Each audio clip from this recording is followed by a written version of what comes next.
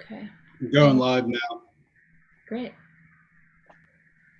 And I'll start letting people in.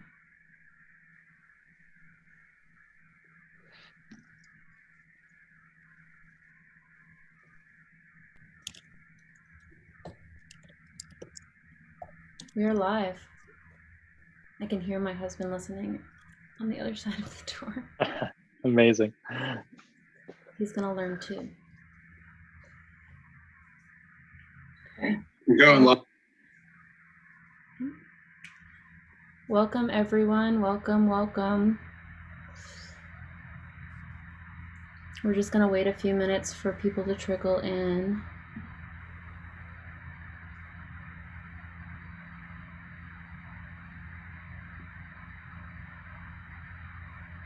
Well, hello everyone.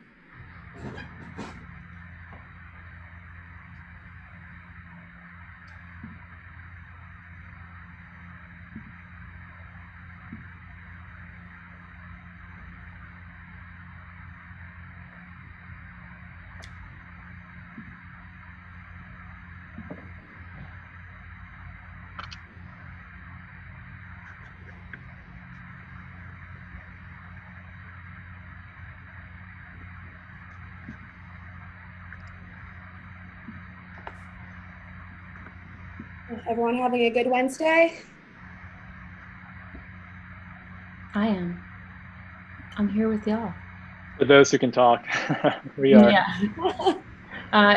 if anyone wants to chat, sorry. you can put stuff down in the chat for sure. It still says, Nick, it still says on YouTube that chat is disabled. I don't know if there's an easy way to fix that. Yeah, I mean, like,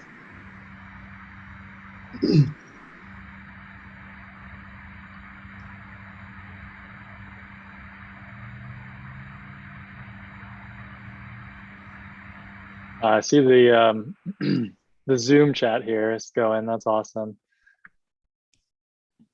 Yeah. Hi, everyone. How's it going, everyone?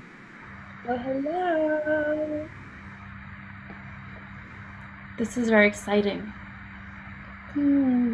Our first workshop. I know. We're just waiting a few minutes, everyone, for people to come into the YouTube stream. Familiar names. Hey, Aaron. Hey, everybody who I don't know. Lots of people I know. Hi, Claire. Hey, Nate.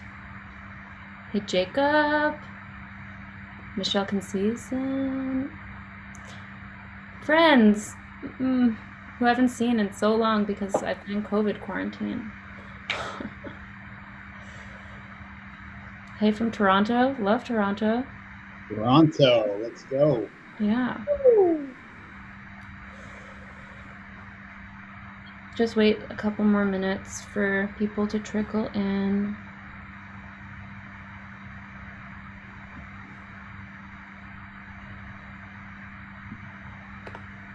It's saying it's allowing messages, but not live comments. I'm going to try one more fix. If not, then I could just take those messages and then,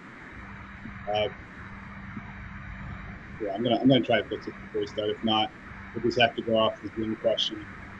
That's fine. Yeah, and maybe I could have people tweet at me or something, and I could see if for the people on YouTube. Yeah, everybody who's currently watching on YouTube, if you can't comment on your side, please just shoot Mint Songs a tweet at Mint Songs, and we'll be able to bring up those questions after the chat. Yep. We have someone from Italy. I'm learning Italian on Duolingo, and now my brain is blanking. Too much pressure on the spot. Michelle says this is the first time she's experienced Eventbrite's Zoom integration. Yes, very cool. First time I'm experiencing it as well, and I'm glad that it worked. Yes. Hello from South Africa. Amazing. Wow, that's awesome. Yeah. Crazy. Well, yes. See what these NFTs can do? Bring the whole world together. I know, it's magic. All right, well, shall we get started? Yeah, let's do it. Let's do it.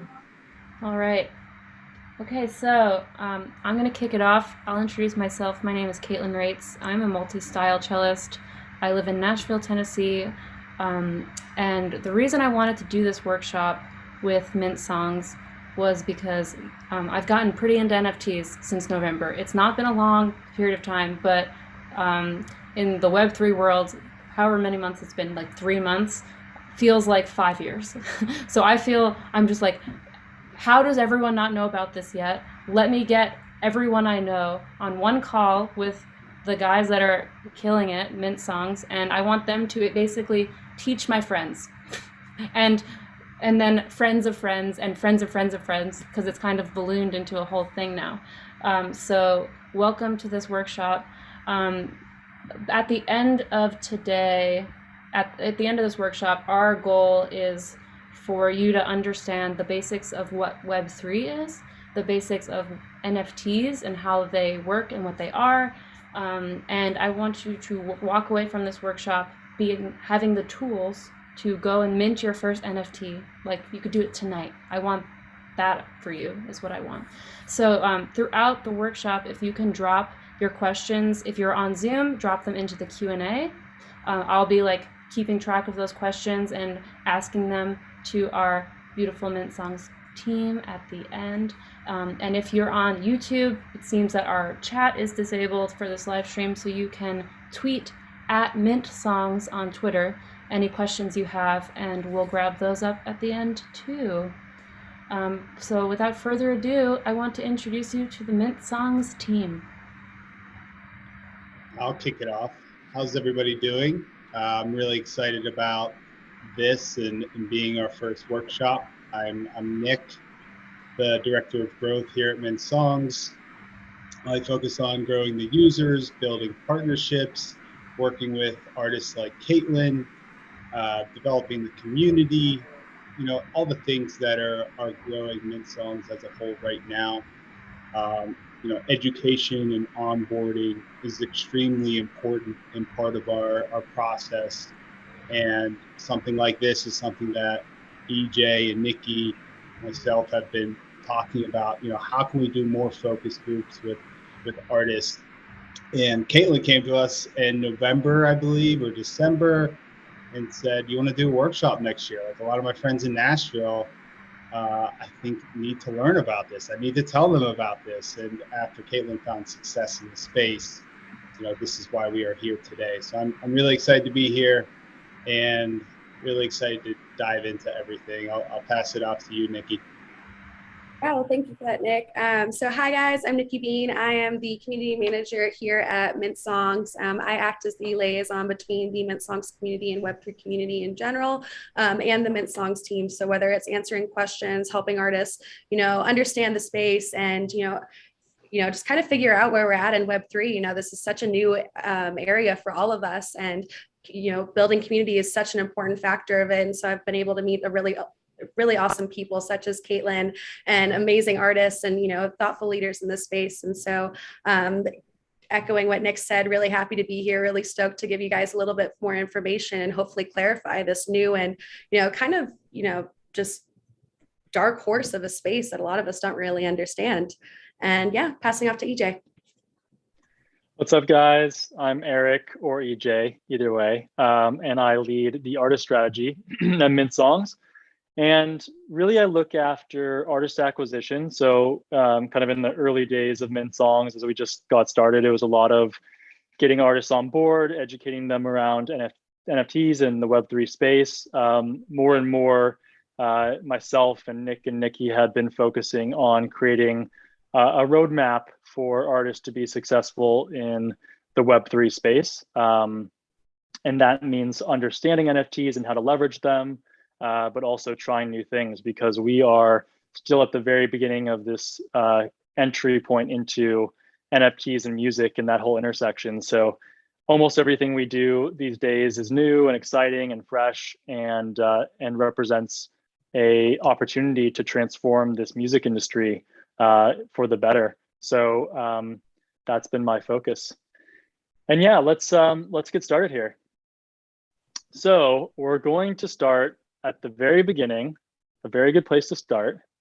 It's the basics. So I'm sure you guys are going to be familiar with some of these terms. If not, that's okay. But we want this workshop to be educational and really cover kind of a foundation of knowledge that we can all start from, and then we can kind of use that common language and terminology to learn and grow together. So the very first term that I want to cover is Web3. Web3 is really an umbrella term. It's kind of meant to cover everything that relates within the realm of blockchain, NFTs, crypto, the decentralized web, this whole new evolution of technology that we're moving into. So a formal definition is Web3 is an idea for a new version of the internet that incorporates decentralization based on blockchains. So it can be really as simple as that. And anytime you hear terms like blockchain, NFT, decentralization, it all relates to this idea of Web3. And where Web 1 and 2 are kind of characterized by these giant platforms who own the control and access between an artist and their fans, you can think of social media or streaming platforms. Web3 is all about breaking down those barriers. So having direct connections between artist to fan and having no intermediary that owns that relationship. And then blockchain is really kind of simple, but using this language, it's a system of recording information in a way that makes it difficult or impossible to change, hack, or cheat the system. Blockchain is essentially a digital ledger of transactions that is duplicated and distributed across an entire network of computer systems on the blockchain. So really what you need to know there, kind of if you look at this graph, it kind of makes a little more sense, is that instead of all of the data being stored in one server or one computer that can be owned or controlled by that company, the data and information on the blockchain is distributed across many different nodes or many different computers. And that helps to make sure that it's more secure and no one bad actor can corrupt it or hack it or control the relationship or keep that data from the original creator. So those are some of the basics. And now we'll move on to the word of the day, NFT. So this, what a loaded term, you know? But there's a lot of questions that swirl around this term. An NFT, or a non-fungible token, is a unique and non-interchangeable unit of data that's stored on this thing called the blockchain. You know, non-fungible really is a fancy way of saying that it is completely unique and cannot be traded for another unit.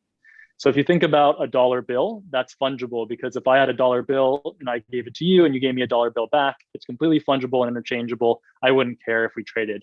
Now, something like a prized family heirloom, on the other hand, is non-fungible because that's the original piece that was in your family. It holds those memories.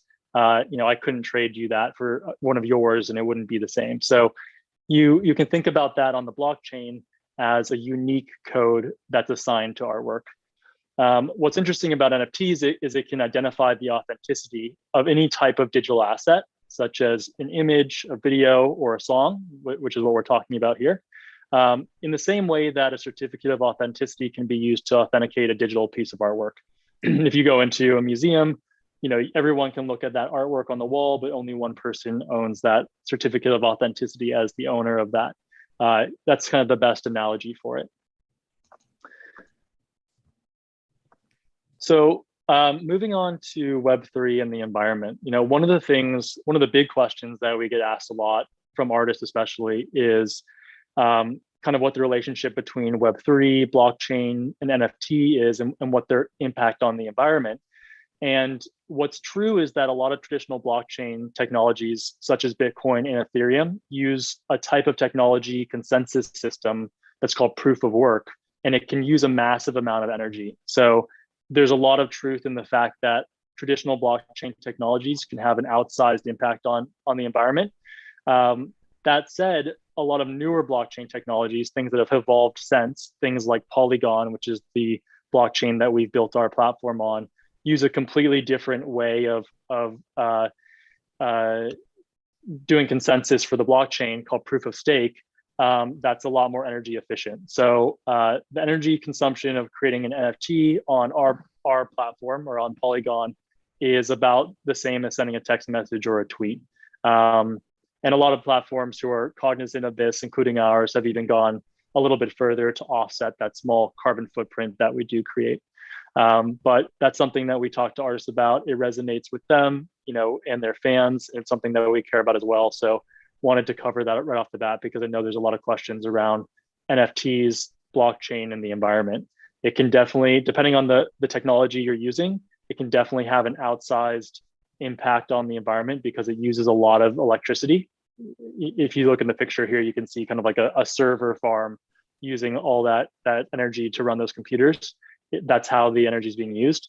But with newer technologies, we found a way to get around that. And that essentially means that instead of having hundreds or thousands of computers running at once, it just has one computer solving the problem at a time.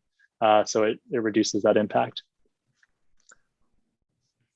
Okay, I think I'm handing it off now. Yeah, I'll pick up where you left off, EJ. Thank you. So Web3 and the music industry, which is why we're all here. What if I were to tell you that instead of living in the world we live in now, when you need millions of fans to make a living, can you see me, by the way? I don't know if you can see me. Instead of needing millions of fans to make a living, you just need 1,000 like pretty good fans that like really love you. That's the world I want to live in personally. Let's talk about the value of music NFTs and what they give us. Next slide, please. There you go. Thanks. So, music NFTs give artists the ability to connect with their most dedicated fans while also taking ownership of their art. So, there's no middlemen, right? There's no record label, there's no distributor, there's no gatekeeper telling you that you don't have enough followers on socials. There's no playlist that you have to try to fit your music into so that it fits into a box that gets on a playlist. You can just make the art you want to make, and the people that love your art will buy it. You can kind of think of it as Patreon in this way. I feel like when I explain NFTs to people, they're like, oh, it's kind of like Patreon, except what it's doing is putting it on the blockchain and incentivizing this you're making collectibles essentially. Like you are a little baseball card. How fun. NFTs provide a unique utility that streaming platforms cannot. They provide a key to their fans that can unlock perks long term. So when you see, especially, I feel like a lot of us have heard more about NFTs in the visual world. You see like these apes and things that people are collecting for so much money, and you're just like, what's happening? What they're buying when they buy that ape is so much more than a little picture. They buy into this community with all these amazing perks. So I'm told. I'm not in that community because I can't afford an ape. But so it's like NFTs can be so much more than just the song or the little picture you're getting. Artists can control the number of their pieces and editions to drive collector value and scarcity. So you're just in charge of how many you put out there, right? So on my songs, I end up putting out like 20 editions of the songs I put out, and that's it. There's only 20 that are out there. It's like an art print, like 1 of 20, 2 of 20, and that makes them more or less valuable.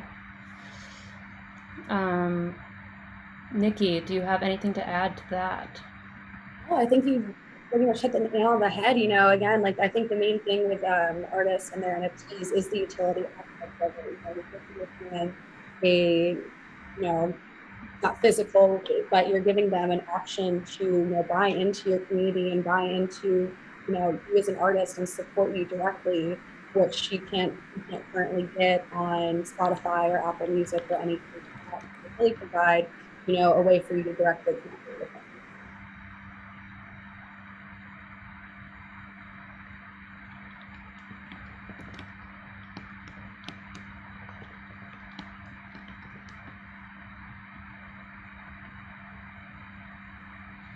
And so music NFTs in action. So platforms like Mint Songs allow artists to turn their music into NFTs in a really seamless process by simply uploading their music and their album art.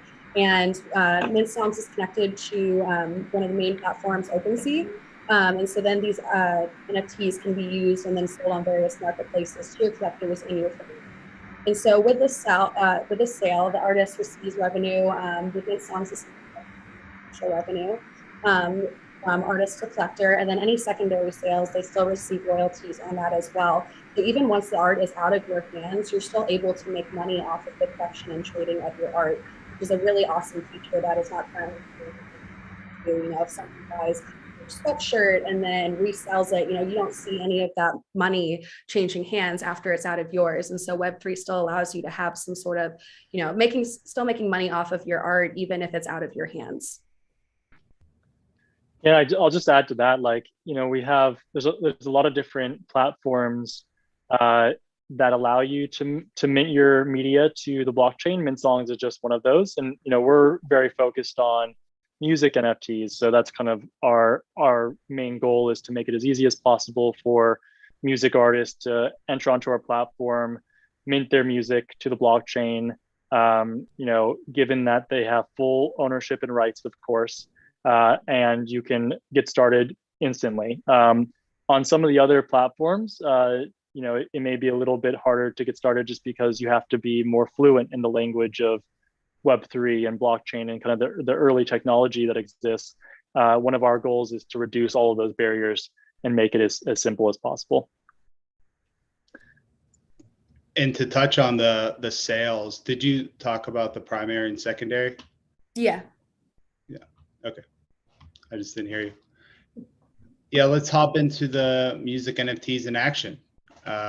You know, a lot of us, especially me, learning about the space, seeing from bigger artists, what is the swing that they're taking on music NFTs. In 2021, we saw a number of independent artists and large artists, as you see here with Nas, Steve Aoki, Latasha, Kings of Leon, jump into the space, take a swing on their first NFT project, and kicking it off with Kings of Leon last March. I think this is the first article that came out, at least from my personal opinion, that I saw, and they generated over $2 million from an NFT sales on their latest album, When You See Yourself. And Nas on his project, recently Ultra Black from his Grammy Award-winning King's Disease, and Rare from his 2001 King's Disease album. He created NFTs to be able to purchase in the form of digital tokens. So ranging from diamond, platinum to gold. In the diamond benefit, you received royalty share, also perks like a VIP concert tickets. You received a signed vinyl and a video call with producer DJ Hitboy. You know, the benefit of holding one of these digital assets is that every time the track is streamed, holders, fans, collectors will receive a share and royalties. Nas is giving up 50% of the streaming rights for each track. And to be more specific, if you hold a diamond digital token, you'll receive a greater royalty share as opposed to the platinum and gold tier. So you're seeing this gamified tier model happening within the music NFT release. And like what Kaitlyn said in the beginning, you know, it's much deeper than just a picture. It's much deeper than just an NFT. There's a lot of utility and value that is being created. And Steve Aoki, also a huge believer in music NFTs, in March 2021, he teamed up with Antonio Tudisco and to create a Dreamcatcher pack that consisted of 8 NFTs. That collection has made over 4.25 million in sales, with 888,000 winning bid for a single piece. I found that in Rolling Stone to be very interesting. So you're finding smaller NFTs from independent artists that are starting to really dip their toes into the space, and you know, much more cheaper than what we have seen today with Steve and Nas in terms of these sales. but they are starting to build community and build deeper levels of engagement with their fans. Yeah, I think that was a great overview of some of the different artists who have entered into the space. You know, a lot of those tend to be higher profile, and we wanted to just give you a look at some of those projects. And then there's kind of the long tail of artists of all different sizes and places in their career and different genres who are utilizing the technology as well. And you don't have to have a sale that generates millions of dollars in order for it to be beneficial, right? It can be something that's additive revenue or simply a tool to allow you to start building this community. So I think in the most simple terms, it's another asset that you can sell. And then in more of kind of a nuanced way of looking at where this is heading, it's using NFTs to start building this group of investor collectors into you as an artist that you can leverage. And something that Kaitlyn mentioned early on, right? You don't have to have millions and millions of streamers on Spotify. You could have 20, 30, 40, 50 collectors that equate to more revenue than all of those streams combined, who just believe in your work. So it gives you another avenue to pull out value from those fans. A true opportunity. I know there's, yeah, go ahead, Nick. I was just going to add, it's a true opportunity to do more with one. Yeah. And there's, I know there's a lot of questions coming through, so we'll definitely record all of them and get to them at the end of the chat too. Absolutely. Let's get the token gating. So NFTs can be more than just one-off collectibles. Token gated experience have been one of the areas in music and Web3 with the most momentum for artists and fan adoption. Many artists and music collectives are starting to adopt the model of these unlockable acting as gateway to a combination of digital and in real life experiences. Owning a artist social token can give fans perks such as deeper access to artist exclusive communities, access to pre-ticket sales, merch drops, music videos, Discord channels, and sometimes even governance rights over the decision-making in artists' careers and their creative process.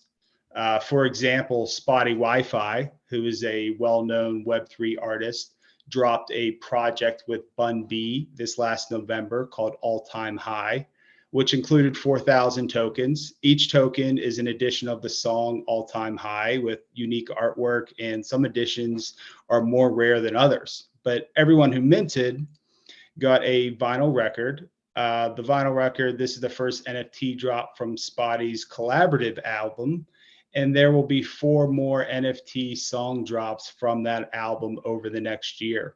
Token holders who collect and hold on one of those NFTs of each of these 5 total NFT drops receive an edition of that vinyl pressing. So that's another great just use case of getting something deeper than the NFT is, and as far as well as unlockable content and IP rights went into that project. Some tools to learn about token gating is Unlock, which is the token gated WordPress Discord platform, Temple, which token gated WordPress, FWB Gatekeeper, it's token gated for events, After Party, token gated for events. And so we're seeing a lot of tools and platforms that are being built, like you see here on Mintgate, that allow this token gating to happen. Let's go to the next slide. So where are we with music NFTs? I'm sure if you have been on Twitter, everybody says 2022 is the year of music NFTs and we are so early. And I believe so too. I believe that where we are right now, it's more exciting than ever in terms of the music industry and music NFTs. And we're seeing new platforms launch daily, weekly, that are marketplaces, social tokens, DAOs, just new economic models around creativity and how artists can build deeper relationships and deeper engagement with their fans. For this, so from a fan's perspective, what we're seeing and what I'm predicting for this next year is that we'll see more fans become collectors easier and faster. The most common problems, such as environmental questions, questions around cost, education, utility, there are being solutions provided daily, Twitter spaces and platforms, and continuously we will see this grow and allow more users and more fans and collectors get into the space with less barriers. And on the artist side, I predict that we'll see more small, independent to large artists find success in the space. Artists focusing on doing more with one and building their fan bases with an approach centered around community, I believe will create long-term growth and financial stability in the space and for the careers of those artists. And from a fan's perspective, I believe also more fans will jump into this space, and there'll be more solutions to onboard Web 2 fans into Web 3 in a much easier way. In a few slides, EJ will talk about our posters product that is a current solution that we're providing from Mint Songs, which I believe is right now the single best tool in the space that allows artists to bring in fans the easiest way into Web 3. Yeah, that's well said, Nick. And I just wanted to add maybe a few more thoughts. And I think the overarching theme that you touched on, which is so true, is that music NFTs are really just at the very beginning of their journey. And I think for artists, you know, we've now spoken to hundreds of artists, if not thousands of artists, and the kind of through line and the common sentiment has a lot to do with just this kind of exhaustion around having to spread themselves so thin over different platforms and be content creators and kind of fight in this attention economy. And what NFTs represent is not necessarily another one of those things that you have to keep track of, but really a completely different philosophy around your relationship with your fans. And one that actually feels more authentic and more direct, in line with maybe more of like a community you would have locally, or a growing a touring base or a live show base, in the sense that these are people who are coming to experience your art, invest in you, and have that direct relationship. So the amazing thing too is, you know, there's only a handful of artists who've really done projects in the space, from huge headline marquee artists down to independent small artists. And they're having outsized success because it's just so new that it's very easy to experiment and to test things out. And we're always there as a resource to help. So moving on to building your community, handing over to Nikki. Yeah, so, you know, we've thrown around the word community a lot in this workshop so far. And, you know, it's really the backbone to building your Web3 space. And it's building a community is so important. And we'll dive into, you know, why it is so important and, you know, how you can get started. So Web3 communities provide an infinite amount of benefits to music artists and people who are entering the Web3 and NFT space. First and foremost is education and onboarding. You know, we're in this, you know, we're still very mainly in Web2, and, you know, a lot of people don't really understand Web3, which is why a lot of you are here as well. And so building your communities allows you to be the thought leader for education and onboarding your fans into the Web3 space as we move from Web2 and Web3. Web3 communities also allow you to foster a deeper and more personal connection to your fans. You know, Web2 is characterized by ownership. You know, you have to follow the templates that certain platforms have set out for you, whether it's Spotify or Apple Music or, you know, other streaming platforms, even Twitter, you know, having to follow a certain base of, oh, I need to get X amount of followers, I need X amount of streams.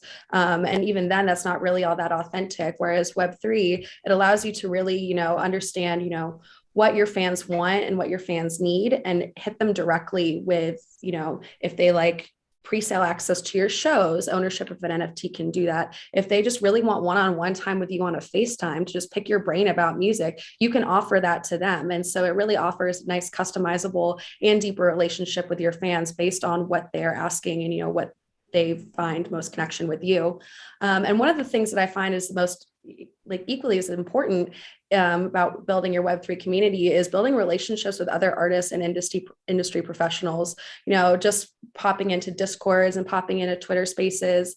You know, there's such an awesome community of people who aren't even, you know, related to Mint Songs that, you know, we're just all here to learn because the space is rapidly evolving. The space is rapid. You know, there's a lot of questions, a lot of, you know, how can I best do this? And so everybody is, for the most part, willing to help you. And so, you know, actively trying to build your communities, you know, connecting to thought leaders, asking questions, popping up in a Twitter Spaces, you know, really just putting yourself out there is the name of the game in terms of learning and connecting to people who will in turn put you up if you put them up as well. Yeah, that's awesome. And I think what's key to what you said there as well is the community is pretty tight knit at this point. So, you know, feeling like you can come into it, learn from other people who are testing things out and experimenting. You know, we've got our Twitter Spaces that we hold every Friday, and I'll let Nick talk about that in our Discord channel. So we've kind of created models for artists to go off of as far as using their community to promote their work. But yeah, Nick, do you want to touch on our communities? Yeah, just talking about an artist that has used community without even thinking about, will I release a project in the future, was Nifty Sax. He's a saxophonist from the UK. And since June, he's been running a few spaces per week called Introverts in Music NFTs, I believe. And a few days a week, bringing on other artists, other people in the industry, talking about community in the space. And a few months later, he released a project and generated over 120K in total album sales from that community. So it just gives a great example of somebody who went in with the idea of, I want to build relationships first, allowed him to have that long-term sustainability. And now that he can keep reinvesting into those projects and keep finding more ways to build deeper engagement with fans, when that's always been the mission. And from our brand front, you know, we take this education and onboarding and community very seriously. And it's a pillar of our business. And so every Friday we do a Twitter space with a UK artist named Fifi Wrong, who's a female leading in the space. 12 weeks ago, we were actually on an artist call talking about NFTs. And at the end of the call, she was like, do you want to do a Twitter space together? I feel like from a marketplace and from an artist perspective, it could be really interesting as we navigate the industry.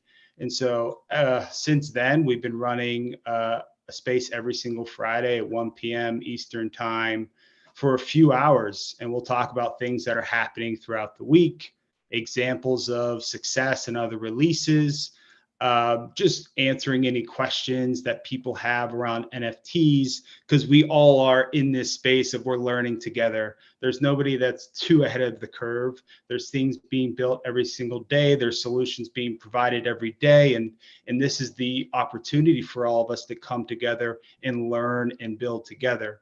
And so we also have a Tuesday Twitter space exploring other platforms in the ecosystem around Web3, you know, DAOs and other platforms that are building interesting things that we just want to, you know, put on a stage and be able to share with our community to keep learning about what's possible within this space. And these tools that we're learning how to build our brand, we're also providing them for artists and trying to, like what we always are saying, is minimizing the barriers of onboarding artists into Web3 and their fans into Web3. So whatever we can do from a platform front in helping those campaigns and those releases around organic content strategy, we're doing that. Yeah, definitely. And I wanted to touch on one more thing, because I see a comment in the chat about, you know, building communities being a whole new challenge for artists. And I think that, you know, yes, it can be daunting to say, oh, well, now I have to, you know, start this whole new community, but you can really leverage the communities that you have on currently as well and bring them into the space that you already exist. You know, a lot of artists get overwhelmed, like, oh, well, I have to now, I have to do a Discord, I have to do a Twitter, I have to spread myself so thin with these communities. But it's honestly, it's where you find yourself to be the most comfortable, and where you're going to find your most genuine fans who are most willing to get onboarded into this process and who are most receptive to this process. So whether if you feel the most comfortable talking on Twitter Spaces and interacting on Twitter, prioritize that as an artist. Don't add pressure in building communities, because building communities is supposed to be something fun, and it's supposed to be somewhere where you're actively able to connect with your fans. So don't think of it as a job. Think of it as this is another way for me to talk to the people who support me and to bring them along on my journey, and just to connect on a deeper level than what you guys currently can do with streaming and the current Web 2 space. I would like to pop in here and just say, for anyone who doesn't, because I actually didn't know that what Twitter Spaces were before I did any of this. So Twitter Spaces, if you don't know, are like, if you know what Clubhouse is, it's the same thing. It's these little rooms you pop into where you can actually talk to people. There's no video, it's just talking. So it's like a little chat room, but you don't have to type things. So it's kind of things move quicker, and it's easier to, for ideas to be, thrown back and forth, and that's great. Discord over there is essentially like a server that you can well, how do I explain it? Will someone else explain it? It's like a glorified chat room. It's just a way to connect, like an online forum, but in a real-time chat. Yeah, it's a more organized chat room. You have your server, so you have like the Mint Song server, and then you'll have different channels, whether it's just saying GM, which is good morning in Web3 terms, or talking about which NFT I dropped or something like that. It's a bit more organized, but basically think of it as just like a giant online community based around a certain thing. So like Kaitlyn would have the Kaitlyn Raitz channel, or like we have the Mint Songs channel. It's just all organized into a whole bunch of like-minded people who are supporting this one person or this one project. And then you can, connect with other people. And I fully am on the Discord train. Discord is so much fun when you can learn it. So it's definitely a really awesome tool to help artists with building their communities. Awesome. We can move on. I think the last thing I just wanted to say really quickly, like the idea of building a community is definitely no small feat. It's not like you can just one day decide to do it. It's always going to be this slow building process, but I think the key is just to get started and to try things and to experiment, and there's no perfect kind of roadmap. So figure out what your fans are interested in and build around that. But it can definitely take a while to really get it up and going. But we're always here to help with best practices and advice. Absolutely. Okay, awesome. So I wanted to pivot a little bit to a tool that the Mint Songs team has developed, and really it's designed to onboard fans to the Web3 space. So one of the things that we realized in talking to hundreds, if not thousands of artists about music NFTs is that one of the biggest hurdles was bringing their fans into Web3 in an easy way. Obviously, there's a lot of esoteric things around blockchain, NFTs, and the terminology, which is really a function of it being so new and just having to speak about it. We're going to get to a place in the near future where it's going to be just like streaming or any of these things that were new at one point. It'll just be the music platform, and blockchain NFTs will just power the back end of it. But this tool in particular is how we bring people in without them having to learn about all this stuff before they do. It's a really seamless way of doing that. So it's called Posters, and what it's designed to do is bring fans into Web3. And the way we do that is giving a free NFT from the artist to the fan. We'll design this landing page that you see here on the left side. This image would be the free NFT, this image from the artist that she wants to gift to her fans. The fan enters their email address and then just verifies it on their email client. So if it's Google, they'll go to their inbox and hit, yes, it's me. And then on the back end, we'll sign them up for our platform. We'll issue them a non-custodial crypto wallet, which I'll explain in a second. And then we'll drop the free NFT into that wallet. And then once they go through that flow, they'll land on their new NFT that they own. So really with this tool, a fan could have no experience with NFTs or blockchain or crypto or this whole world, may not have ever heard of it before, just going about their day, and they decide they want to collect this gift from the artist. And then we on the back end do everything that they need to do. And then all of a sudden they're an NFT collector and a holder from that artist. And from there, there's a lot of things the artist can do to re-engage with them. They can set up those campaigns, like token gated campaigns. Now that you hold my NFT, I want to give you access to my Discord channel or merch or ticket presale. They can use the email data that they have now to retarget those people. So you can imagine if we did a campaign like this at a live show, we now know who those attendees are and we can retarget them next time the artist is in town, make sure that they know about the show. And they now have a crypto wallet with an NFT. And the crypto wallet is a wallet that fan has full ownership over, just like a real world wallet. And they have the NFT in that wallet. And from there, they can interact with it in a couple different ways. They could sell that NFT to someone else. They could put cryptocurrency into that wallet. They could buy more NFTs. But now they've taken that first step into this space of Web3. And this is a way to onboard those people really seamlessly. So we've now set this type of campaign up with a couple dozen artists. We've onboarded thousands of people into the Web3 space. And we're starting to design campaigns to bring them in and demonstrate the value of collecting NFTs with them. So this will be kind of a pivotal a tool in allowing fans to come into the space very seamlessly. Cool, moving on to minting your NFT with Mint Songs. And I promise we'll get to some of those questions if you have any at the end. I know Kaitlyn's recording them. So this is a step-by-step guide to minting your music as an NFT. And this is the way you would do it on Mint Songs. So it's particular to our platform. And again, our goal is to make it as simple as possible. So if you come into the platform, you should be able to get set up and mint your music pretty quickly. So the first thing you would do is come onto our platform. And if you have a MetaMask wallet or a crypto wallet already, you can connect that to Mint Songs. If you don't have one, and you don't even know what that means, you can just sign up with an email address and we'll give you a wallet, just like we did with that previous tool. Then what we do is we'll send you some cryptocurrency. In this case, it's called Matic, into your wallet. We'll just gift you a little bit, and that will cover all of the fees associated with minting to the blockchain.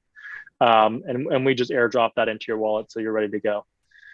You'll hit create on the home page, and that will start up the minting flow. And from there, you can upload your music. As long as you have full ownership and full rights to upload it to the blockchain. You can upload an MP3 or WAV file as the music, and then you can use a JPEG or a GIF for the album artwork. You can write a description to the song, and that's metadata that actually lives on the chain with the NFT. And then you can choose the number of editions and the price point for the song, and that's really important. So with other platforms, oftentimes they restrict you on the pricing or the number of editions that you create. With our platform, we want to give you full ownership and full freedom to do what you'd like. So if you want to do a one-of-one edition for your song and price that at a very high price point, you can do that. If you want to do thousands of editions and have a lower price point, you can do that as well. It's completely up to you. You'll hit mint, and then it'll mint to the blockchain. And just so you understand kind of what's happening on the back end, that file and that information is not going onto a Mint Song server. It's actually being uploaded into the cloud of the blockchain, and it'll live on the blockchain network. Mint Songs is purely an interface to interact with that blockchain. So if Mint Songs went away tomorrow and we closed down shop, all of those NFTs would still exist on the blockchain. It's in that decentralized network that we talked about. The other cool thing about that is that other platforms that read that same network, that same blockchain, will also have the NFTs there. So there's another marketplace called OpenSea, which is kind of the big marketplace where everything is listed. If you mint a song on Mint Songs, it'll also appear on OpenSea, and people can buy and sell there as well. But this is generally the flow of how you would create an NFT on the platform.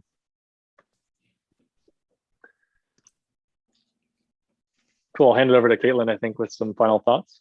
Oh yeah. Yeah, Kaitlyn, I would like to hear too, maybe from your perspective, like during those initial phases of going through the step-by-step process. Was that easy for you? Was there anything that like you needed more understanding around? Yeah, so when I minted my first NFT in November, I was less educated than all y'all right now. I was like, I don't even know what a blockchain is. But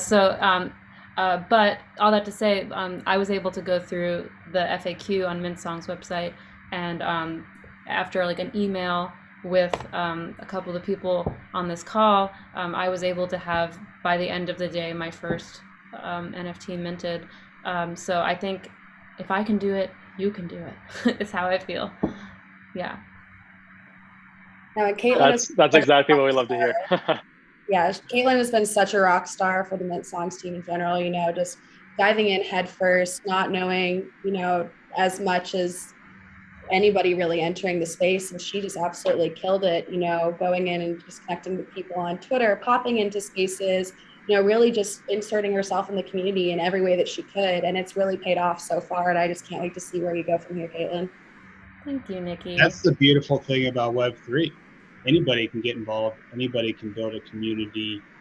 I think the energy around this space, especially for those who are in the community, is welcoming. So if you come in curious, ask questions, you will be welcomed by the community. So I hope that inspires others out there that are interested about the space and kind of sitting on the edge, like, do I make a move or not? Like, start today. Start DMing some artists that are in the space. Start reaching out. Start having conversations, because they are waiting and willing.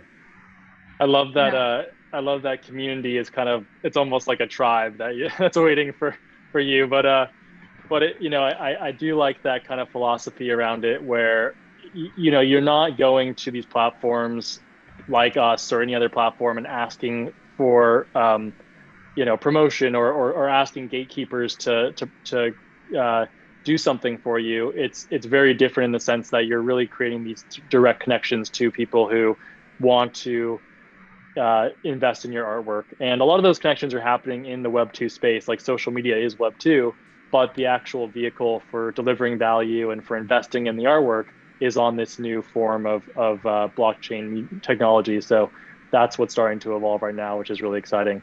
But anyways, we're at the very beginning of this journey, and you know, I know we'll answer some questions here in a second, but if you guys have any questions at all about getting started, about, you know, how to do the poster campaign or to mint your first song, please reach out to our team as well. You know, I think we'll share our details, but in case there's no easy way to do that, my email address is ej@mintsongs.com. You can always email me, and our team is available. We talk to artists all day about this because we really are in this educational phase of the technology, and we really just want to expose as many artists to it, and that's why we made it free for artists to use. And we want to kind of reduce all the barriers to entry and move into that new world where it empowers artists to take ownership of their fan bases. Yeah, and I guess my final thought is just, it's been said 1,000 times, like, we are all here on this call because we've heard that NFTs might be a way for us to like make money, right? Like, that's why we are here. But I think like the whole ethos of Web3, like, that's why we all come to the call, right? But then you realize very quickly that it's so much more about, like, it's so much more than just the making money portion, right? So like, it's really going to, I believe that it's going to revolutionize just how we make art in general. Like, it's going to really, it gives us the opportunity to make more authentic art than we would have before. And like, the connections I've had with people in the last few months, I've like collaborated with people from around the world. I've had like really genuine connections with people telling me how much my music has meant to them. It's just kind of unreal and unlike anything I experienced just on Spotify or any of these things. So I would say step one is to not go into this like being like, I minted my first NFT, buy it. Here it is. Kind of go in slowly, take our advice, and really like just start talking to people, liking the things other people are doing, and it's just gonna like, and you're gonna have fun. I know it sounds overwhelming. When I first learned about this and they were like, you need to go just be in the community, and I was like, what do you mean? Like, what do I do? Go on Twitter? I'm like, and actually, yeah, it's just going on Twitter. And I didn't like Twitter before. I never used it, but now I think it's one of the more stimulating scrolls of my day. So there's some good sides to it as well. Not all dark. no, I've successfully weeded out, like, it's like my entire Twitter feed is just the musicians I love, and NFT people, specifically music NFT people, and yeah, it's just great. So that is what I wanted to say. I just want to say one thing before questions is, I know we're talking about something that's purely digital. We're meeting in a digital forum. We're talking about something that's very much related to the metaverse. I think we all have to remember to stay grounded and create a balance for our own mental health as well. So as much as you dive into these communities and go down the rabbit hole, it's called with Web3, make sure that you're taking care of yourself first and foremost and doing it for the right reasons. Like Kaitlyn said too, it's about the artwork at the end of the day and finding people who that connects with. And those genuine connections are really what it's all about. So if other revenue streams are a byproduct of it, it's amazing, and we can find new ways to connect and get revenue from fans. But make sure you're also taking care of yourself too. Awesome. Well, if everyone feels like they're done with their final thoughts, I have a slew of questions to be asked. Yeah, I have a couple on Twitter as well. So Kaitlyn, do you want to just kind of go back and forth on asking these questions? Sure. Yeah, that sounds great. And maybe like these will be redundant questions so we can like take our list down. But this first one, I'm going in like chronological order for the most part. So this is the first question I got.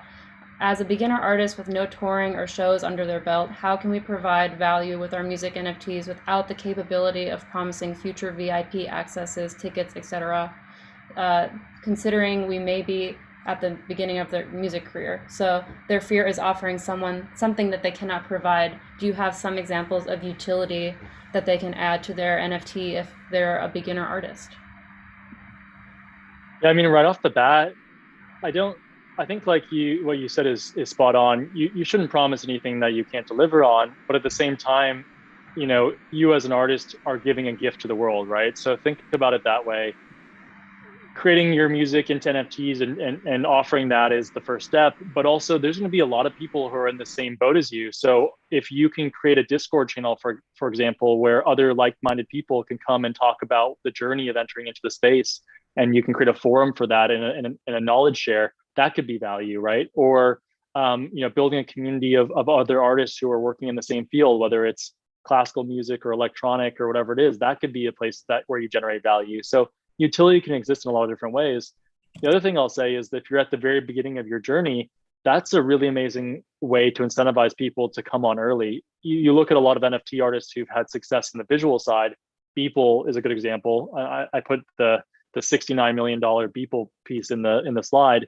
In the early parts of his career, he was dropping NFTs for $1 a piece every single day, right? So it's not about necessarily making as much money as possible right off the bat, but building a community. And then once you have support behind you, you can get to a place that might be, kind of insane. I don't know how you'd ever get to that place, but that was insane. But I think that's a way to look at it. Is it's a journey, and you don't have to promise anything that you can't deliver on. Great, Nikki. Do you have a question to add? Yes. So going into the Twitter, so one of the questions I got was from Paranam. And he asked, what are some of the main features or offerings that make Mint Songs different from other platforms? Do you want to take that one, Nick? Yeah, could you take that, EJ? I'm sorry, I'm answering a no worries. Yeah, so I think some of the things that really differentiate us, and there's a whole bunch of things, but these are the things that come to mind for me. So number one, we're built on a blockchain called Polygon. It's a layer 2 blockchain of Ethereum. That's all very technical, but the things that are good to know is that we're environmentally friendly. We don't have the same issues as Ethereum does. a very minimal carbon footprint, which we're really proud about. We cover all the costs for artists to mint to the blockchain. We just pay for that right off the bat. So those things are called gas fees in order to actually interact with the blockchain. We cover all those fees. So we just allow artists to get started right away. We're building a dedicated community of collectors and artists in the space. There aren't that many places where the marketplace is all about music and Web3, and we're creating that community. So I think if you're going to release an NFT, you want to do it in a place with like-minded people who are interested in the evolution of music NFTs, and we're building that right now. We're also designing tools that are open for any artist. So it's not somewhere where you have to submit to be chosen to be on a curated platform, and then within a specific template that the marketplace chooses. You could go on our platform, choose the number of editions and the price that you want to set for your artwork, which you should have every right to, and be able to market that and piece together those tools for your benefit. So the way that I kind of explain it to artists is like, what is that dream fan experience that you want to build? And then how do you work backwards using tools in Web3 to put that together? And we want to start designing those tools. So we have the marketplace, the minting tool, the posters tool to onboard fans. We're building a data and analytics backend for artists to understand who those collectors are and interact with them. And then a series of self-serve tools so they can design campaigns in order to reward those people for being collectors. So that's how I look at Mint Songs is different from other platforms is we'll build tools and then you can choose how to use them. And we'll also hold your hand in trying to design those ideal campaigns for you as an artist. Hopefully that answers the question. From a product front, like if you go into our Discord, you go into the help channel, see all of the requests and the asks that have a lot of artists have. I think one thing that I really love about our team, and I've been working in the startup space for the last 10 years, is we move very quickly. We take feedback not lightly. Like we will, whatever feedback that you provide about our service solutions that you want us to build, we will act in the moment. And expanding our engineering team and having a killer product manager and great leadership allows us to do this. And I just wanted to add that, like, another, just the strength of ours as a team is being able to move quickly. And that's something that you have to do in the Web3 space. Can I just add to that, like with my experience with Mint Songs, right now, if you're a musician trying to get on, there's a plethora of, not plethora, there are many music NFT platforms that are popping up every day. A lot of them have an extremely long wait list to get onto. Also, like Catalog, I've been on a wait list for a few months. Foundation, I've been on a wait list. Like all these other kind of music-centric ones. And essentially what they're waiting for is for you to have a presence in Web3. So I think that Mint Songs is just offering the easiest, literally like the easiest way to get into this at all. And I think that they would be the first to tell you that like you should eventually branch out and do things on other platforms, because like they all offer something a little bit different. But like Mint Songs is like a beautiful like home-based place to start, and like they're just very helpful with like especially getting your fans over, like with that posters campaign, like that's chef's kiss. We're very proud that we have, I think, nearly 1,000 artists who now have signed up to our platform, and I think it's 300 artists who've minted NFTs, which is not huge, and we're just getting started. But in the terms of Web3, we're growing and able to provide that service to artists in ways that some of those other platforms maybe are more of kind of a curated gallery and want to retain that sense, I guess, a little bit more. But we want to provide tools and utilities for artists to hit the ground running. Yeah. Great. I have a question about if you guys have opinions about which crypto wallet is best and why. Yeah, I think MetaMask tends to be the industry standard. So if you go to almost any Web3 website, you can connect your MetaMask and interact with any of those places. So if you go to metamask.io, you can install it. The best way to do it is on a computer web browser. So if you have Google Chrome, or I'm not sure about Firefox maybe, or Safari, I use Chrome. But you can install the web browser and then interact with different platforms via MetaMask. And that's kind of going to be your wallet to interact with these services into the future. So just know that there's no customer service when it comes to Web3. It's a completely, you own that wallet completely. So if you lose the keys or lose access to it, it's pretty much gone. So just know that. It's like if you lose your wallet in the real world. And the other way to do it on our platform is just using your email address. And then we partner with a company called Magic Link that will issue a non-custodial wallet to you. So if you don't want to go through the whole process of installing MetaMask, you can do it via Magic Link on our website. And then later you can claim the private keys if you want to take that wallet and take it to other platforms. But for the average user or for someone who's just getting started, it could be the easiest way is just to sign up via an email. Great. I just responded to somebody on Twitter who asked a MetaMask question as well. MetaMask, as soon as you mention it on Twitter, a whole bunch of bots will flood your inbox and your responses. So just make sure if you're clicking any sort of link anywhere, it's always from the official source. You don't want to get screwed by bots or people like that, because I just wanted to make sure that nobody was clicking on links they shouldn't, because MetaMask will not screw you, but random tweets under your MetaMask tweet will screw you. Yeah, never, if you get like a link sent to your DMs and you're like, don't really know who the person is, like just don't click any links unless you know for sure it's the right link to click, is what I have learned. Not by like, what'd you say? One way to get rugged, that's for sure. Great. I have a question here. Can I drop one in that I saw? Yeah. Have you seen more success from one-of-one songs or multiple editions? It was added us, so maybe from a Mint Songs perspective, what do you guys think? Have we seen more from people that are, minting a whole project and kind of using how they would go the Web 2 approach and minting their full album? Where we are today, do you think the future for Mint Songs is more one-of-one or multiple editions? What do you guys think? I really think it depends on what your goals are, right? So, and what your existing kind of patron base might be. So just like any artist, they might have a few collectors who are willing to pay a higher price point for a more rare collection. Or if you're really just trying to get your community built, you can use NFTs as that building blocks and try to get as many people into that space as possible. So I've seen artists who have done,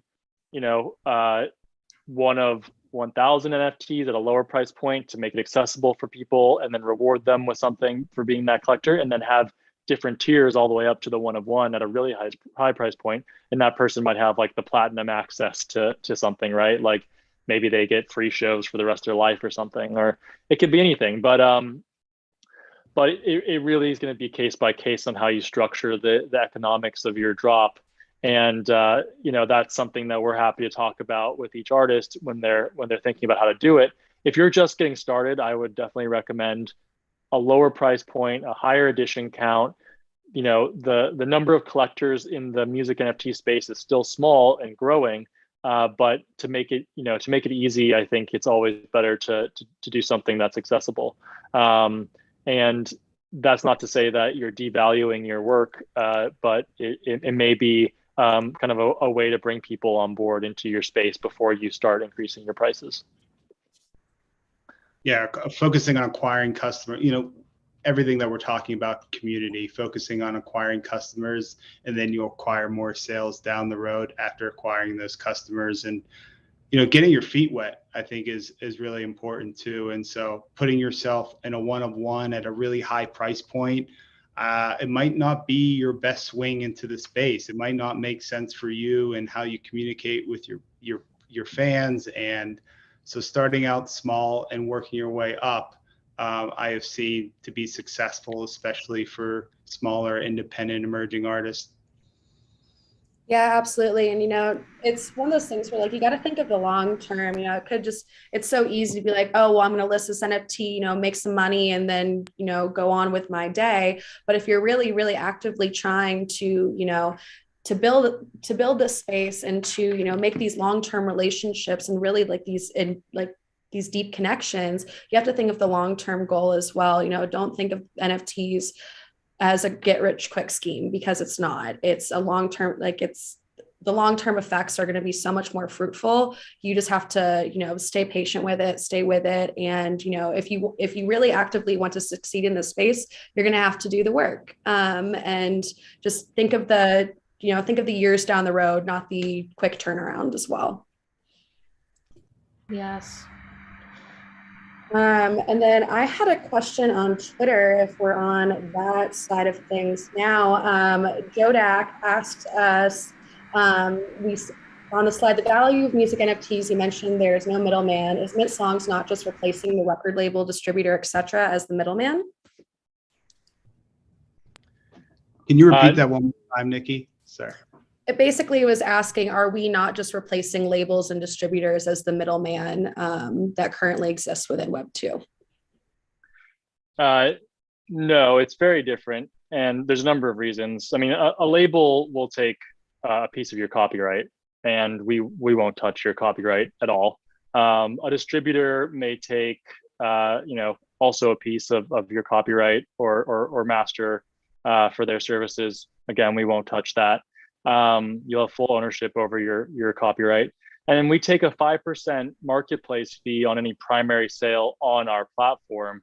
That said, if you mint on our platform and it gets sold, on a different platform, we generally won't touch that. So, yeah, there's no kind of correlation between a label or distributor. I think maybe people might look at an analogy between like Mint Songs and maybe like a streaming platform, because we are that user interface layer. But again, that's very different as well, because you're choosing your price point and your edition count directly, and the economics that you're selling. So I guess the analogy that I would probably say is the most similar, if you go way back, is like iTunes, in the sense that you're selling a file to someone, but it's different in the sense that they actually have ownership over this token of authentication for the file, rather than just a one-way interaction.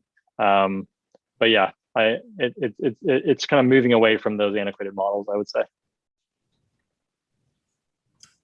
Great answer. Yeah. I have a question regarding essentially, can you still put your music on streaming and do NFTs? They asked, how does this integrate with normal streaming services? What is the added value of owning an NFT, specifically for listening to albums and songs? Yeah, I think that's a great question as well. I mean, where we're sitting right now, there are artists who are kind of what we call them like natively Web3, who have gone all into NFTs. That's the only way they release their music. It creates another level of scarcity in the sense that the music only lives on chain. But then for the majority of artists, we're seeing them release across all platforms, just like they would release on Spotify, Apple Music, Amazon, etc. We don't ask for any type of exclusivity. In fact, streaming services, this might be somewhat controversial to say, I would almost look at them as more of a marketing tool than a revenue tool these days, right? It's a way to get your music out there. It's a way to get your music out there.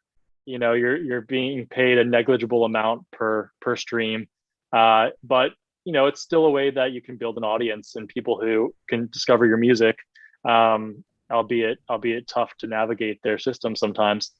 Whereas NFTs are a vehicle for value exchange, right? So it's a completely different way of people interacting with your music. Instead of just listening to it, maybe passively, you taking fractions of a penny for that, you're now having a relationship with a collector who has invested into your work, has ownership over that NFT, and you can always see where that NFT lives on chain.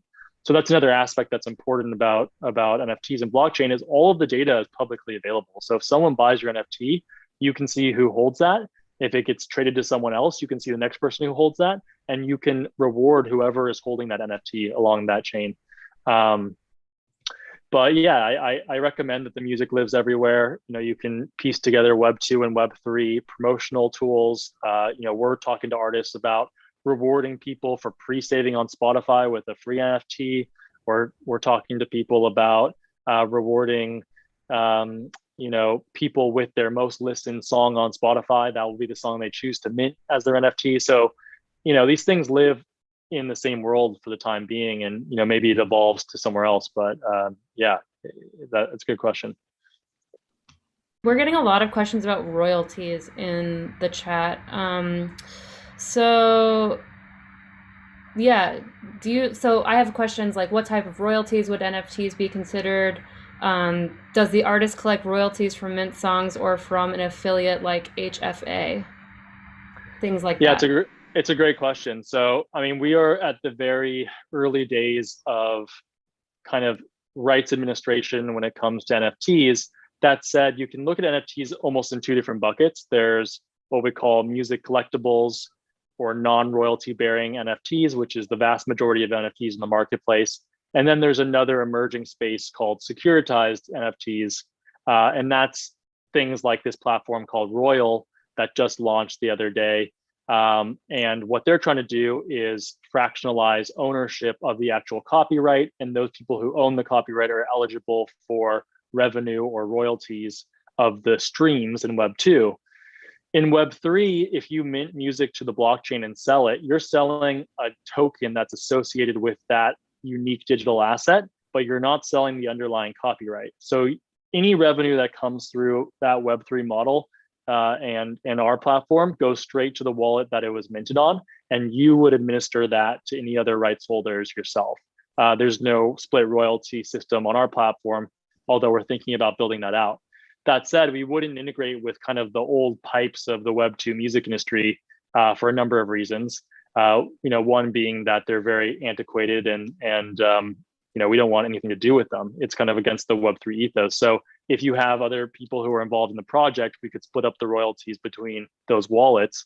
But we're not going to pay out to a collecting agency or a PRO or something like that. It's your digital asset that you're selling to your fan, and you're going to receive the revenue directly from that. Now, there are royalties when it comes to sales, and that's not based off of streaming. That's just completely on the digital asset. So to kind of walk you through it, if you sell an NFT on our platform, 95% of that revenue will go to you as the artist. We take a 5% marketplace fee. And then if that collector sells it to another collector, you'll receive a 10% royalty of that secondary sale. And then we'll take a 2.5% fee of that.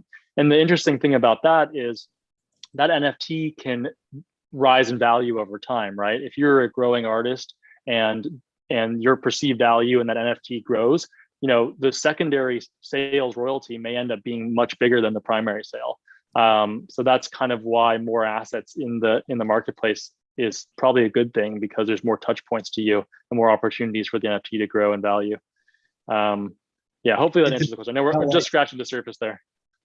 And thinking about secondary sales, like what if you invested in that one artist before they blew up? Like for me, the first time I listened to Good Kid, Mad City by Kendrick Lamar, if there was an NFT available for me to purchase and be a part of his community, what do you think the value of that NFT would be today?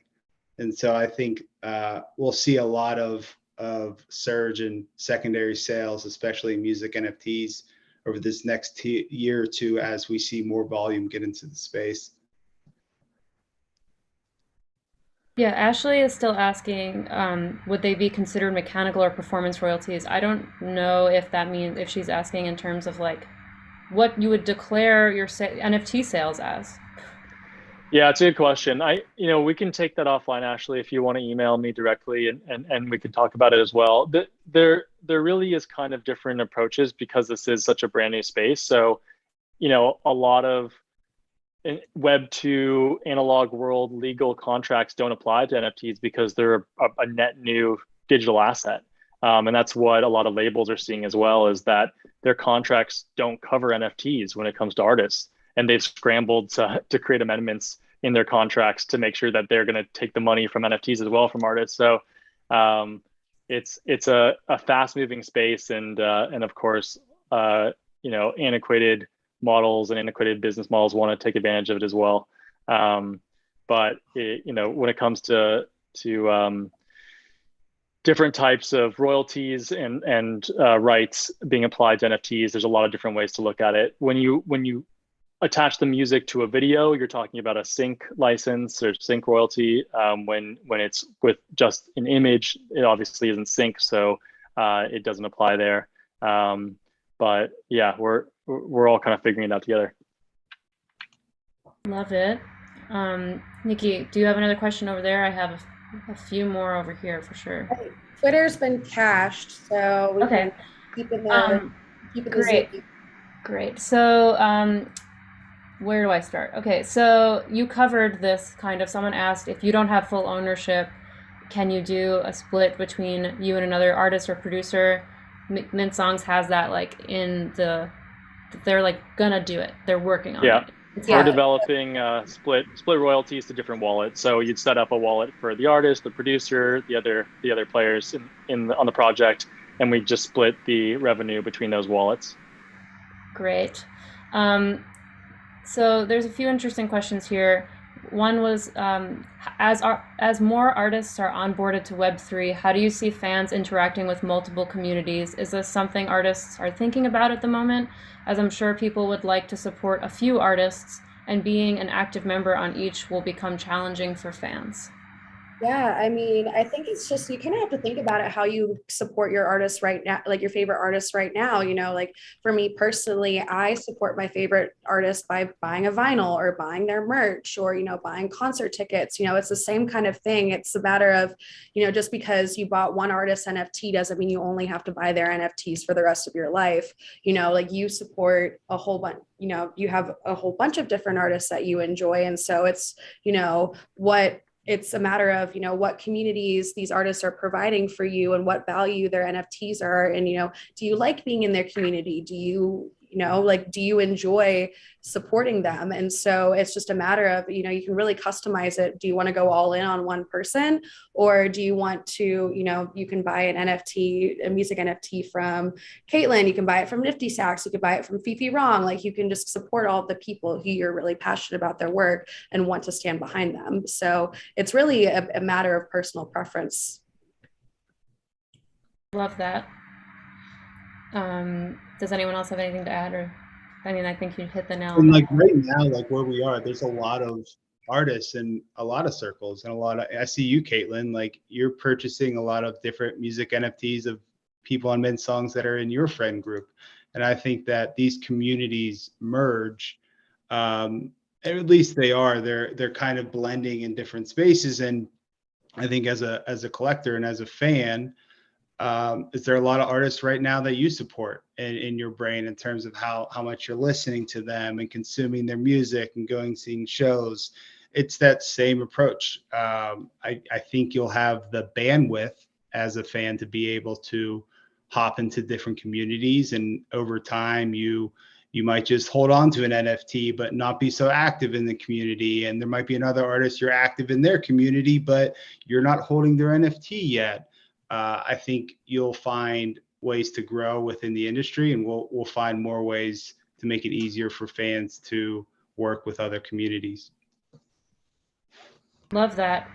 So can we just quickly review? We had a few people being like, I'm unclear as to what it will cost to Mint Songs. So it will cost you $0 to Mint Songs, because what Mint Songs will do is send you the Matic, which is the cryptocurrency you need to do the minting. So it will cost you $0 to mint. I know like someone was like, they saw that it would cost like 60 to 70 euros to mint a collection on OpenSea. Yes, it's because it's on a different network. So let's just restate that it will cost $0 to mint on Mint Songs.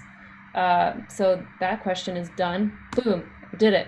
And this is an interesting question from Michelle. Do you think this affects the way we should pay photographers and illustrators who create a lot of the art we are using with artists? Yeah, no, I think that's a great question. It definitely opens up the conversation there. I think that's something that probably is a conversation that's long overdue, right? And with NFTs, it probably comes into the spotlight a little bit more because it's a direct transaction. But I know that there are a lot of artists who would like to find ways to compensate their collaborators directly, and NFTs can help do that, because everything is tracked on an open ledger. So if we can set up those split royalties, then you could theoretically create a wallet for all those different collaborators, not just on the music side, but on the visual side as well, and pay them out directly. And the need is there. I mean, there's a lot of music artists that we talk to that are looking for visual artists, looking for photographers to help be a key piece in their release.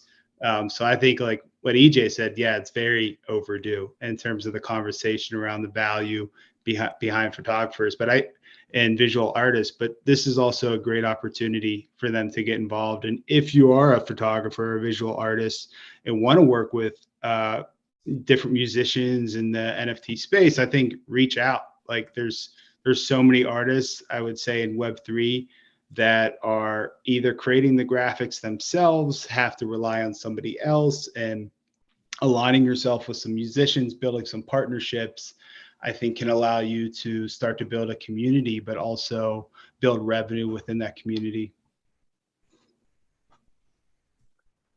Totally.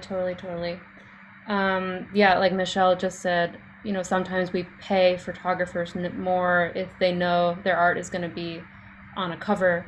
So it's the same thing. Yeah, like I know a lot of people that, I think that all artwork, all songs that are on the blockchain need some sort of image on them, right? Is that true? Yeah. So there's always an art piece to this. So, and like if you can collaborate with an artist and say, oh, we'll split the royalties or the sales on this, and you can create something totally unique just for NFTs, then that makes the piece more valuable and rare. And there's a lot of those kinds of collaborations happening across, I think, music platforms right now. I'm collaborating with a couple artists for a few different things, and it's really fun. I've never really done that before, so great. A few more questions, and then we will say goodnight. Is there a way to find, someone asked if there's a way to find new fans in the NFT marketplace. This is coming from someone who's in the bluegrass Americana genre. And this was before we talked about posters. He asked this. So maybe hearing about the posters thing and onboarding some fans over is something that he knows about now. But I would also venture to say that a lot of current fans of bluegrass are not going to be super keen to move over to the NFT world. So do you have tips for finding new fans in Web3? Yeah, I think it's a great question. I keep reiterating this, but we are still in such the early stages of this that our user base is small, committed, but growing. And we are becoming a destination for collectors who are probably more excited about the technology at this stage, and then more and more becoming excited about the artists who are coming on board. And that's why we're so excited about bringing great artists into the space and having music that people resonate with on the platform. And we've been finding more and more artists who are diving into it. But one of the things that we're working on right now is a curation layer so that the music and the NFTs are more organized, that discovery is easier. A lot of the engagement on our platform is coming from off platform. It's from communities that are discovering us and then coming on, people linking out directly to their page to sell their NFTs to their communities. So as far as finding new fans on our marketplace, it's possible, but it's probably not the primary place where people will come to discover music at this stage. I would say look at it more as a tool set that you can use to engage with your existing communities or other places. And then maybe eventually we'll find more of kind of that curation layer that exists on our platform, if that makes sense. I think that's also, I was gonna say, it's also true, of Spotify in the early days. So when Spotify first launched, it was literally just a catalog of music and a search bar. People had to know what they wanted to listen to, and they came onto the platform and searched for it. Now there's curation and algorithms and playlists that people come on to discover and listen to passively. That will definitely emerge in the Web3 space. We're just kind of at the very beginning of that. And if you're, in this case, a bluegrass artist, I would look up other bluegrass and country artists that have sold music NFTs, reach out to these people. If you're trying to be active right now and like, how do I take that best foot forward and learn more about how to build fans within my space, or my genre that might not seem like it fits NFTs right now, do the research, find others that have released within your genre, reach out to those artists and have an honest conversation and see if you can pick their brain a little bit about how they went about onboarding those fans into Web3. And I think you could learn a lot outside of the tools given. Totally. And this maybe can be, I think, like, for the most part, someone asks if they buy a music NFT, how do you play it? You just simply, you can actually play it direct on any, like on OpenSea, you press play, like there's really a play button, you just play it. So it's not, you don't have to have any special player or anything, it's just right there. So that's that. Someone asked questions, Kaitlyn. What'd you say? I said, you don't even need us. You're just mowing through the that's very untrue. I've learned so much on this call as well. I can't wait till we can like maybe do another one, because I just learned so much from y'all.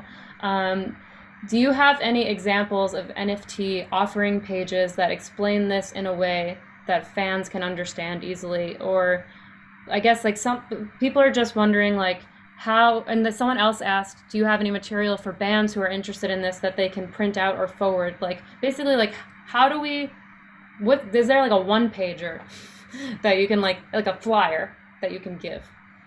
Yeah, I recommend going to a lot of the different platforms and marketplaces, read their FAQ. If they have a white paper, read it. Like consume as much resources on the platforms that you're learning about as much as possible. And then, you know, we shared a graphic from Water and Music.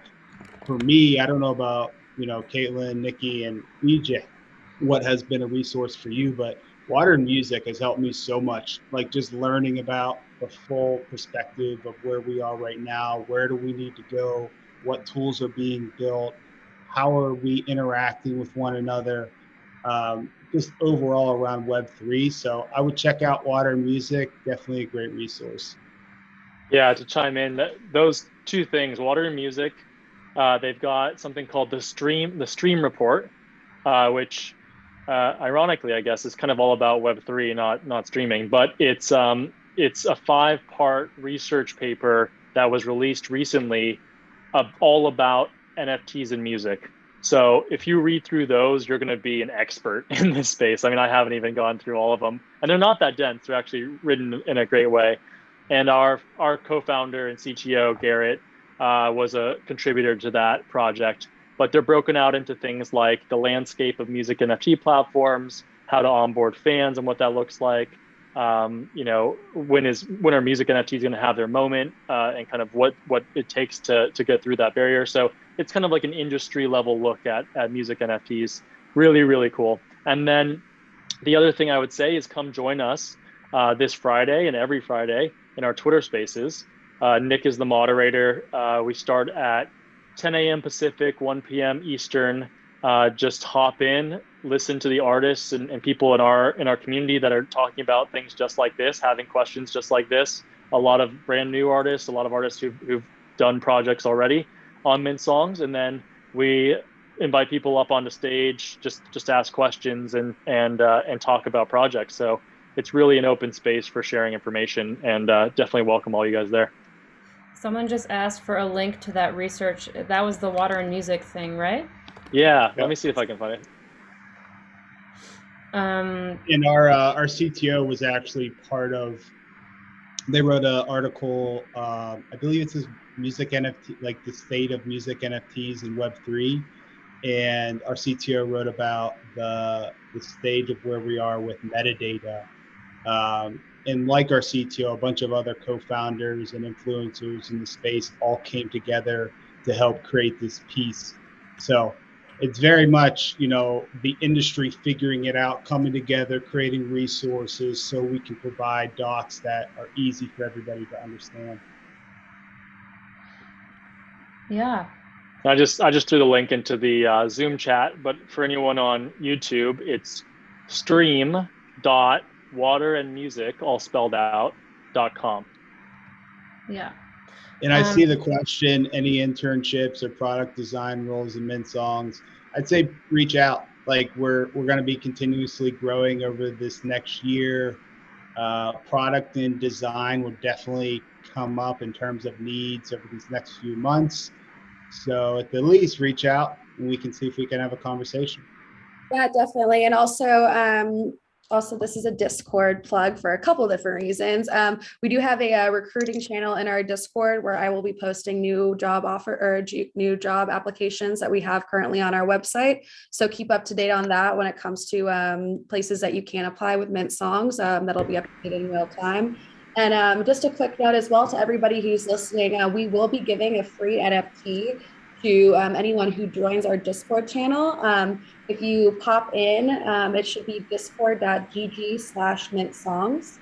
And we also threw the link in our YouTube description as well, and it's available. The link is also on our website.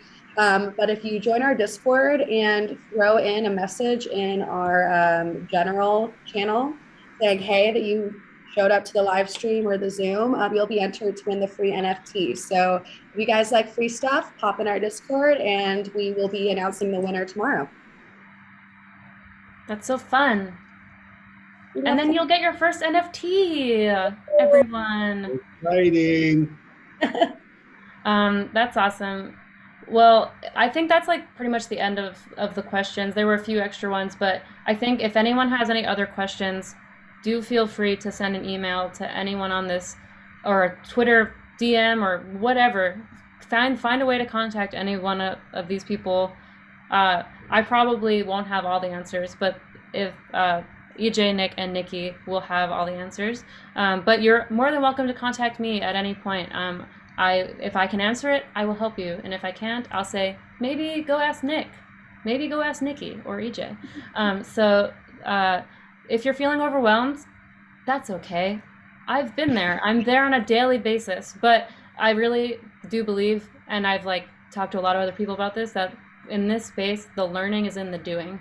So you just have to do it. Don't just sit around reading a bunch of stuff about blockchain and decentralization. Just do it, and you'll learn, and people will support you if you're in the space asking questions and just being your authentic, beautiful selves.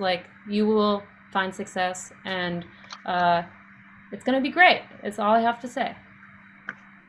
And you'll realize too, if you're afraid to hop in, you're gonna be talking to other people like yourself. I was afraid to hop in spaces and jump up as a panelist and a speaker, but then you realize, oh, we're all just figuring this out together. We don't all have the answers, but like what Kaitlyn said, we're figuring it out in the moment. We're trusting one another. We're putting our brains together to push this industry forward. Yeah, I think that's right. It's all about a brighter future and being able to leverage new technologies that empower artists, and this is a way to do that. So it's very exciting, and excited for you guys to be on that journey with us. And thank you so much for taking the time out of your day and learning with us. And we hope to see you on our Twitter and Discord and all those places, and definitely reach out to us directly as well. And we're happy to hop on a good old fashioned call and talk about anything and answer any more questions as well. And if there's anything that we missed, I would say in terms of if we did another one of these, what are some points you would love for us to hit on? Our emails are in the chat. You can also DM us, Discord, Twitter, and we'll aggregate those points and either bring them to the Twitter spaces, or we'll be sure to include them in the next workshop. Yeah. Right, Nikki, you were going to say something? Oh, no, I was just going to say thank you all for coming. This has been awesome. Our first workshop, you guys are so awesome for joining in and asking all these amazing questions and letting us, help you get started in this space. I'm really excited to see where all of your journeys go in the Web3 communities. And feel free to reach out to any of us. We are an open door policy to questions, and anything that you might want to know, hit us up. We are more than happy to help. So thank y'all for giving us this space to teach you a little bit more about Web3 and music NFTs. Yay. Okay, we're all gonna sign off now. We're gonna 10, 9, 8. Bye guys. Bye everyone.